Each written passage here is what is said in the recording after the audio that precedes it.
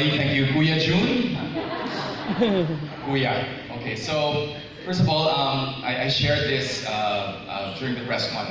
I have a debt of gratitude to WorldVIsion because back in 2007, there was a project that I was fortunate enough to get as a young entrepreneur, which was a WorldVIsion project that allowed me to get the much needed funds to actually start our first TV show back then, which is Philippine Realty TV. So I actually have a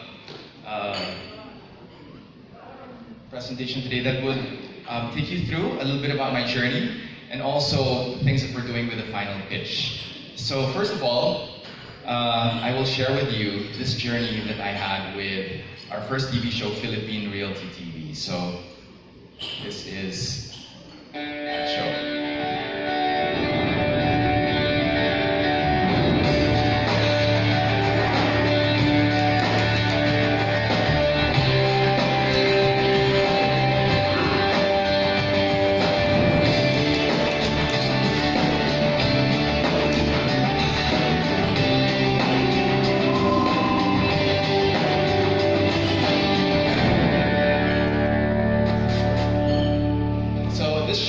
Is now on its 17th season, and it's now on CNN Philippines. We've had it for 10 years with ANC, and through the years, we've been able to fortunately have very good relationships with a lot of partners and sponsors. But it didn't really start out that way.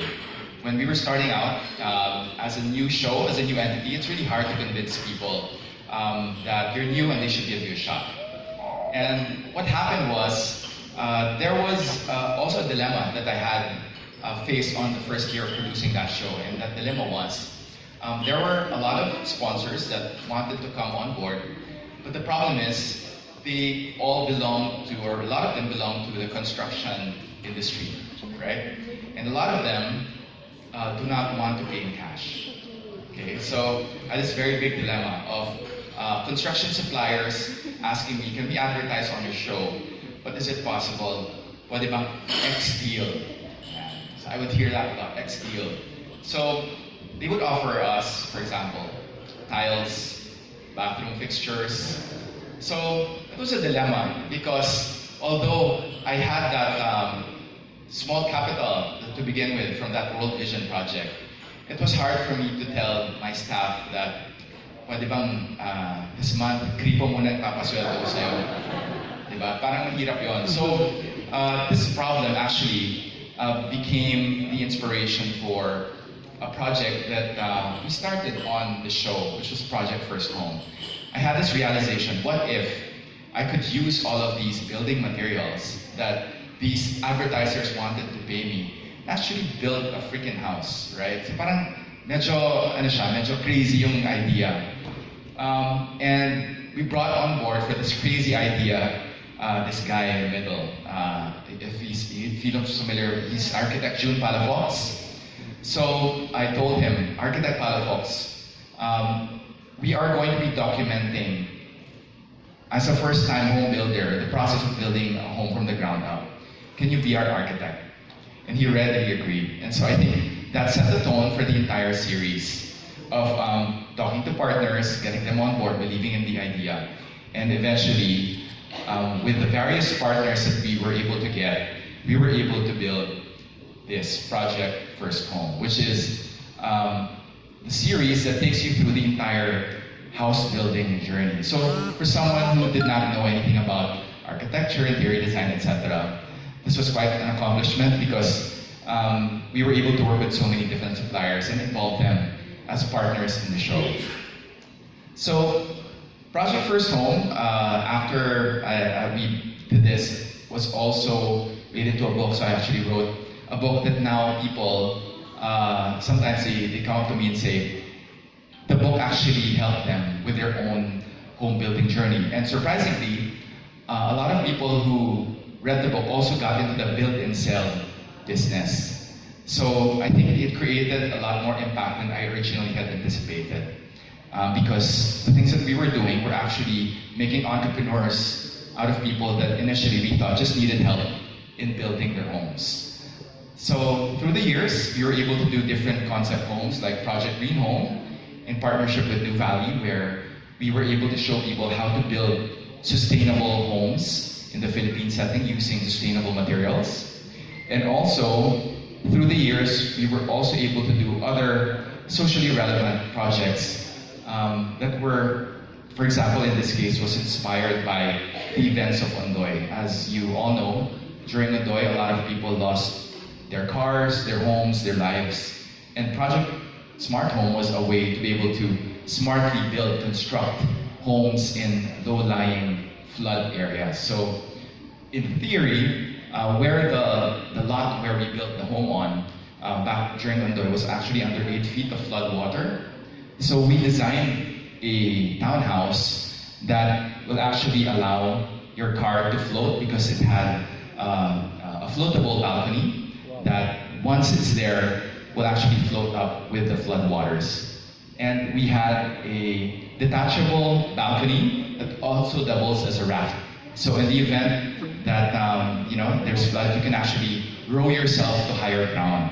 Diba si Christine Reyes before was rescued by Richard Gutierrez using a jet ski. Not everyone has that same luxury, but at least with this prototype, we're able to introduce a solution. So we actually tested it in Marikina River, and in theory, it floats. We were actually asking people if they could volunteer their cars so we could test it. I don't know why, it's for science, no one volunteered. So we ended up simulating the weight with sandbags in our own body weight, and in theory, it should do the job. So this now stands as a project that a lot of Mariqueños actually were very curious when they would pass by. So this is what we would see on TV. And a lot of them actually adapted some of the things that we did here, raised the entire house as well.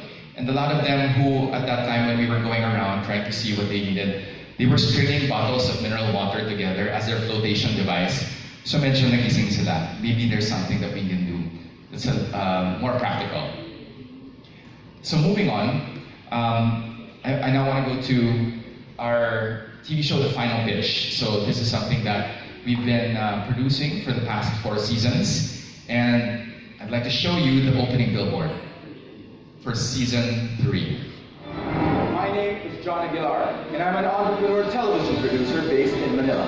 I've gathered 4 illustrious investors looking to fund and support the next great Filipino company. William T. Lim, founder of Mega Global Corporation, makers of the #1 sardines in the country, Mega Sardines. Congressman Mikey Romero, billionaire sportsman, port operator and co-founding owner of Philippines Air Asia. Michael Gargani, President and CEO of Ice Cream Inc., Philippine licensee of the well-loved global ice cream brand Baskin-Robbins.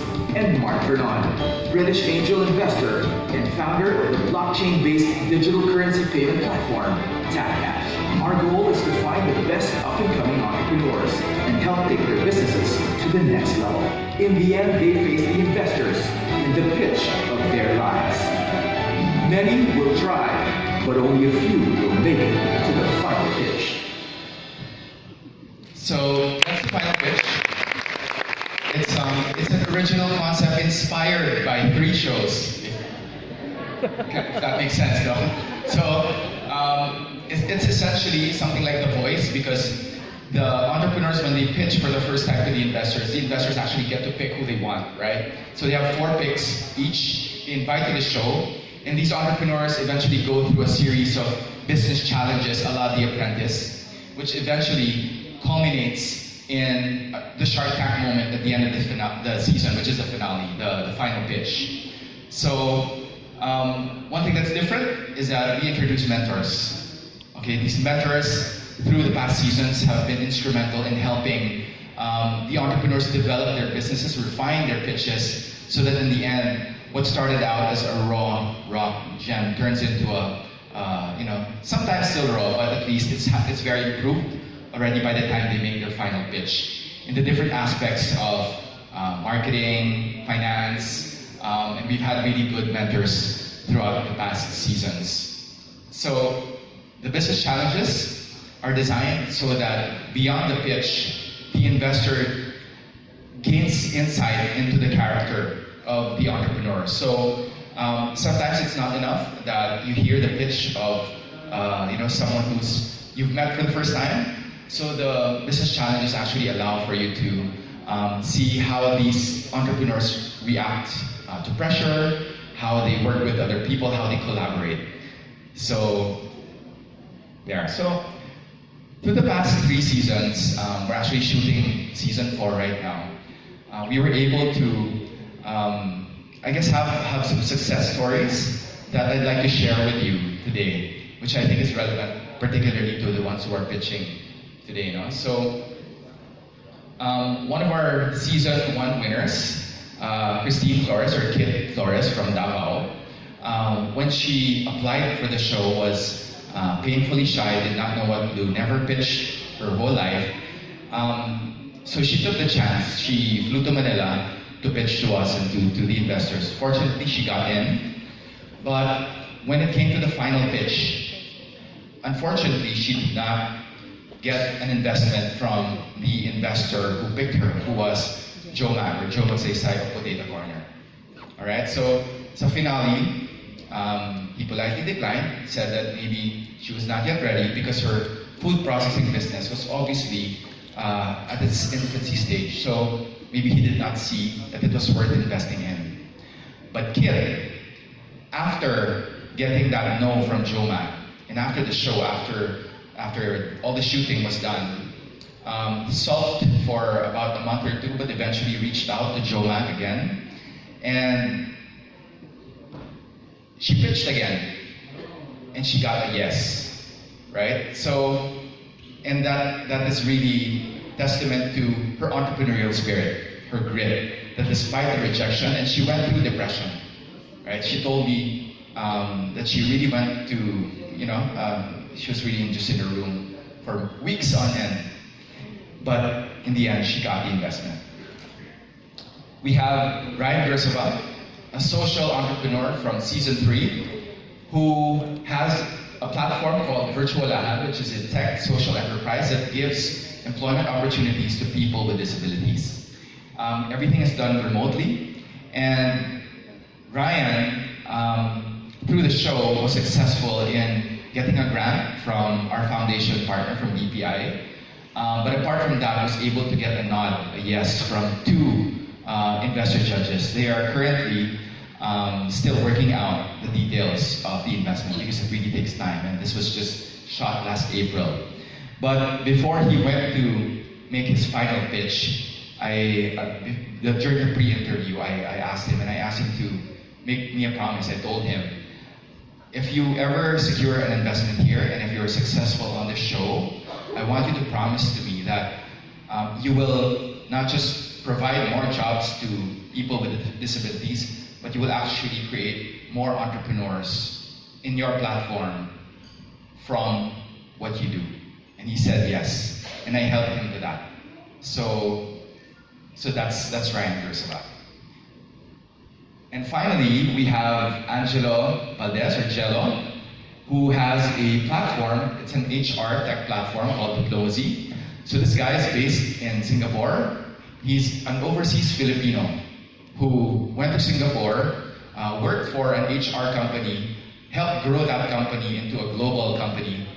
And as a lot of Filipinos abroad do sometimes, we help, but we don't really start, or we don't take the credit. So what this guy did was he went on board the show. He was unfortunately not successful, but because of the show, he realized that there really is big opportunity here in the Philippines. And he actually decided to fly back and establish his company here in the Philippines. So he's actually now an entrepreneur here in the Philippines. So he's a classic example of the reverse diaspora that's happening, where a lot of Filipinos who were previously based overseas are now coming back and putting up businesses and creating opportunities for themselves and other people. So that's a success story, despite not getting an investment. That is Jello Valdez. So last week I was in Davao, because Kit from Davao invited me to the launch of her third store. So when she came on board the show, she was just a home-based business with a small freezer, and now she just last week opened her third store and her second franchise outlet. So she now has franchisees. So those two women in front are her franchisees who are employees in a bank. They decided to invest in Kit, and now they have their own KHP. So they rebranded everything. Joe Mag brought in high-grade food equipment. He brought in personnel to help the growth plans of Kit, and now this is the result of her efforts. And right after that opening in the afternoon, I gave a short talk in DTI Region 11. So they invited me to give a talk to the entrepreneurs there in Davao. And Kit was there, and so was Ryan. Okay, so I shared the journey. I also participated in a pitch seminar for the entrepreneurs there. But one of the best things from that experience is also hearing Kit and Ryan share their experience after the final pitch and what's happened to them. Like Ryan, for example, has recently won, I forget the name of the award, but it's like the Nobel Prize for Social Entrepreneurship. I forget the name, but he told me that the promise that he made to me, he actually now has 6 people, PWD, that are entrepreneurs in his platform. So his promise that he made to me a couple of months back, he's actually now doing, because he has now given birth to PWDs with their own businesses within his platform. And Kit is just happy that she gets to share also her. She's now also one of the members of Go Negosyo, the caravan that they have. So she was tapped to share also her experience in scaling her business. So for me personally, I've always believed in education and educating your mind. And the future really holds a lot of things for the startup community in the Philippines. One of the things that we're trying to do, both as a business and as a TV show, is to try to expand our knowledge. So we've studied Silicon Valley because a lot of the entrepreneurs that come on board the show are 60-70% tech. And that's really the direction where everyone and everything is going now. And I also studied in Singularity University, which was really an eye-opener because it allowed me to see the exponential technologies that are now behind some of the things that are disrupting every aspect of all your businesses right now, from every sector imaginable. And in that Singularity University course, I was introduced to Dr. Peter Diamandis, who was instrumental in instilling to me this question about your MTP. What is your MTP, your massively transformative purpose? As entrepreneurs, what were you put in this world to do? What is your purpose? What is your deeper why? So it actually puts into context everything that you're doing on a daily basis. Does this contribute to your massively transformative purpose? And my biggest takeaway from Dr. Peter Diamandis is his speech, his talk to big business. When he posed a challenge to them, he posed a challenge to big businessmen. He said, for them to partner with entrepreneurs and startups, give them access to your data and resources. Invest in them, but do not take majority, otherwise you will kill their spirit. And that is the backbone by which we are now going towards for our next endeavor, which is Dragon's Nest. So we're still doing the final pitch and the real estate show, but now we're actually going to start creating our own startups from the ground up. So parang Project First Home, right?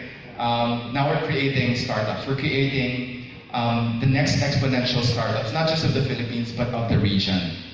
And Dragon's Nest is going to be a TV show as well called The Venture Builder.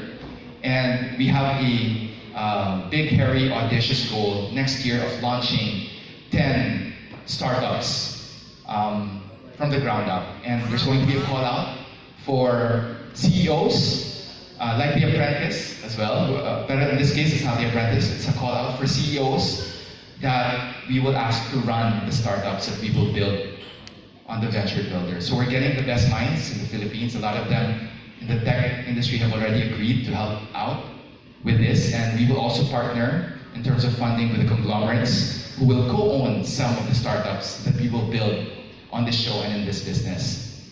So the things that we will do are not your incremental increases in profit or scale. We are looking to build moonshot projects. So these are moonshot startups that address a huge problem, propose radical solutions, and use breakthrough technology. And the real premise behind this is that to be able to create something big, to create something impactful, exponential, you have to really risk sounding crazy, right? And when, sorry, I had a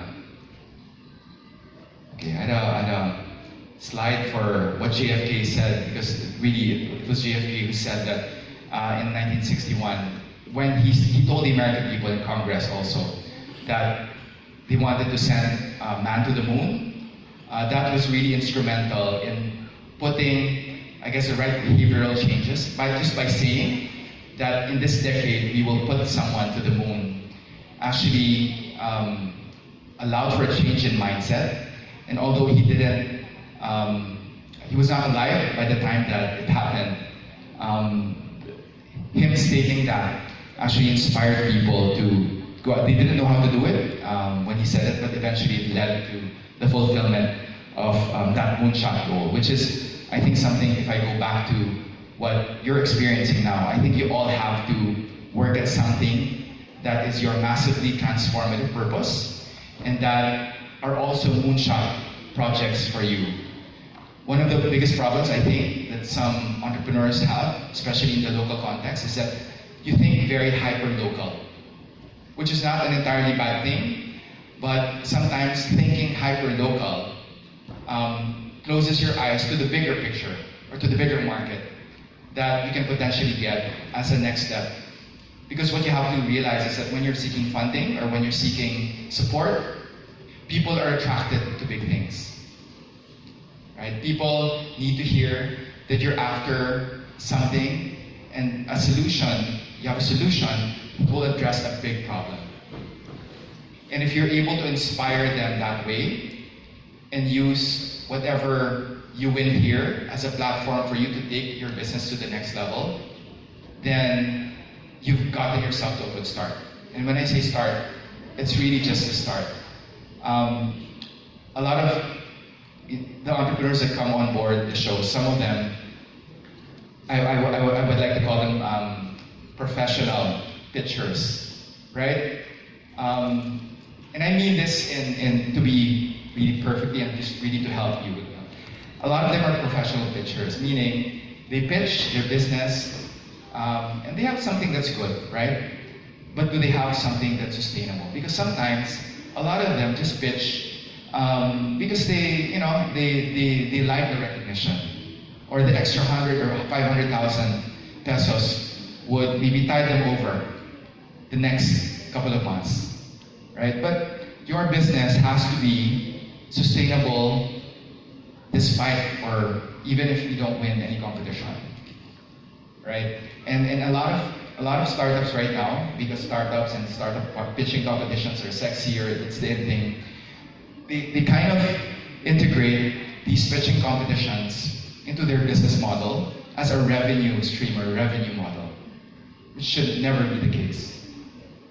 Because first and foremost, your enterprises, your business should be sustainable on its own and not reliant on the buzz generated or the cash prize that you will get from any pitching competition. And that, I think, is the most important thing to whoever wins tonight. It's important that you use that fund to make sure that it's spent wisely and that you use it to scale your business and take it to where it needs to go, right? You will get the press, you will get the people to write about you and talk about you for a while, but after the hype, after all that's done, There has to be a purpose for you and really why you're doing it. And not just for the fame, the recognition, the money, right? That should be your main driving point and purpose behind why you're doing this. So that's my advice. Thank you very much, and I hope to see you later. Thank you. Thank you very